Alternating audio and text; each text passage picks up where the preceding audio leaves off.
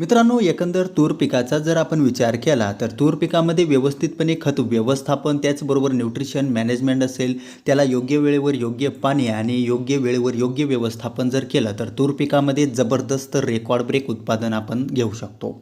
तर नमस्कार मित्रांनो, स्वागत आहे तुमचं आपल्या या यूट्यूब चॅनलवर. मित्रांनो, चॅनलवर जर तुम्ही नवीन आला असाल तर चॅनलला सबस्क्राईब करा आणि बेल आयकॉनवर क्लिक करायला विसरू नका. तर मित्रांनो, आजच्या या व्हिडिओच्या माध्यमातून आपण तूर पिकाचं रेकॉर्ड ब्रेक उत्पादन घेण्याकरिता तूर लागवड करत असताना कोणकोणत्या खताचा वापर करावा, त्याचबरोबर मित्रांनो प्रति एकरासाठी त्यांचं प्रमाण काय असावे याविषयीची संपूर्ण डिटेलमध्ये माहिती आपण आजच्या या व्हिडिओच्या माध्यमातून बघणार आहोत.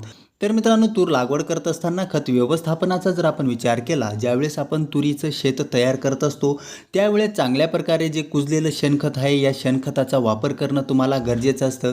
कारण की मित्रांनो, ज्यावेळेस तुम्ही कुजलेल्या शेणखताचा वापर जर तुम्ही तुमच्या जमिनीमध्ये जर करत असाल तर त्यामध्ये मातीची जी सुपीकता असते ती मातीची सुपीकता वाढण्यामध्ये मदत होत असते. त्याचबरोबर मातीचा pH कमी होतो. परिणामी मित्रांनो, याच्यामध्ये उत्पादनाची देखील वाढ आपल्याला दिसून येत असते. मग मित्रांनो, तूर लागवड करण्याआधी ज्यावेळेस आपण शेत तयार करत असतो त्यावेळेस प्रति एकरासाठी 3 ते 4 ट्रॉलीपर्यंत तुम्ही व्यवस्थितपणे कुजलेल्या शेणखताचा वापर करू शकतात.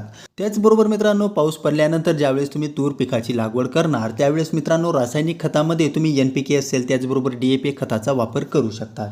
मित्रांनो, खताचा वापर करत असताना त्याच्यामध्ये जर तुम्ही DAP म्हणजे 1846 या खताचा वापर जर पेरणी करत असताना जर करत असाल तर प्रति एकरासाठी तुम्हाला 50 किलोग्रॅमपर्यंत DAPची तुम्हाला आवश्यकता असणार आहे.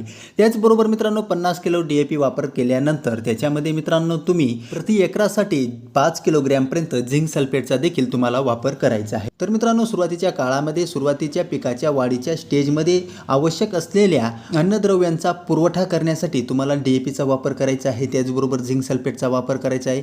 यामुळे मित्रांनो, सुरुवातीच्या काळामध्ये तूर पिकाची जबरदस्त वाढ त्याचबरोबर चांगल्या प्रकारे फुटवा देखील तुम्हाला बघायला मिळणार आहे. जर मित्रांनो तुम्ही तूर पिकाची लागवड जर इनलाईन पद्धतीने असेल किंवा ड्रीपच्या माध्यमातून जर तुम्ही तुरीची लागवड केली असेल तर अशा परिस्थितीमध्ये सुरुवातीच्या 45 दिवसापर्यंत मित्रांनो तुम्हाला विद्रव्य खताचा वापर करायचा आहे.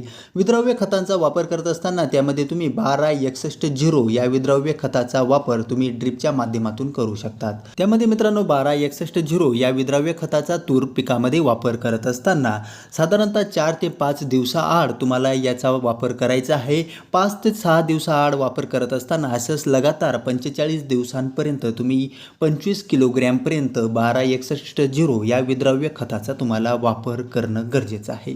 याचे देखील मित्रांनो तुम्हाला चांगल्या प्रकारे बेनिफिट्स बघायला मिळतील. मित्रांनो, हा व्हिडिओ जर तुम्हाला इन्फॉर्मेटिव्ह वाटला असेल तर चॅनलला सबस्क्राईब करा आणि बेल आयकॉनवर क्लिक करायला विसरू नका.